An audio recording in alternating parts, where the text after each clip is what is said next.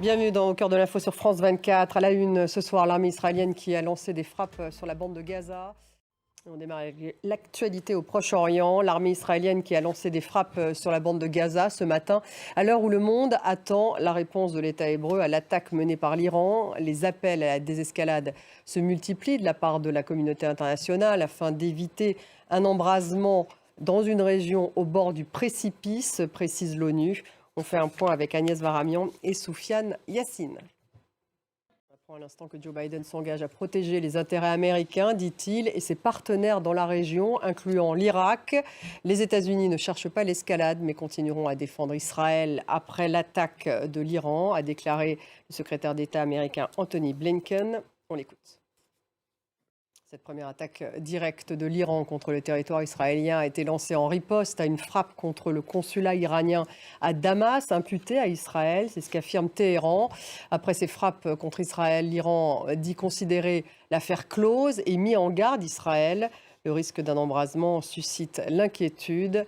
Eleona Bonas.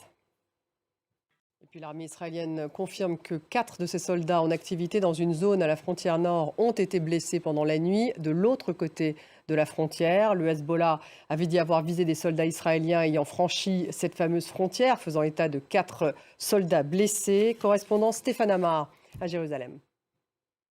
Et au Soudan, la crise alimentaire pourrait être la plus grande jamais connue, a averti la directrice exécutive du PAM, le Programme alimentaire mondial. On en parle avec Gauthier Rybinski. Bonsoir Gauthier. D'abord, comment venir en aide à un pays divisé par des rivalités politiques et en plein conflit? Bon. Il paraît très loin, merci. Il paraît très loin. Gauthier. Et sur les 8 millions de déplacés soudanais, 500 000 ont fui leur pays pour rejoindre l'Égypte, selon le HCR. Au Caire, leur vie est difficile. Les perspectives de retour et de la stabilité paraissent pour le moment inenvisageables. En Australie, quelques jours après l'attaque au couteau dans un centre commercial, une nouvelle attaque au couteau a eu lieu. Et direction les États-Unis, où Donald Trump comparaît pour la première fois devant la justice pénale. Fanny Chauvin, correspondance à New York.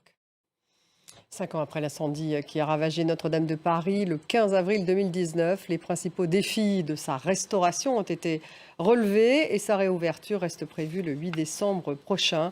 Retour sur ces 5 ans de réfection de Notre-Dame. Et tout de suite les sports.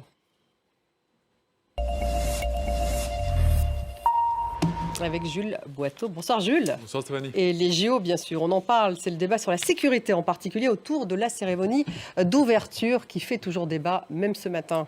Oui, une cérémonie qui pourrait bien avoir un visage complètement différent de celui qui avait été présenté au départ.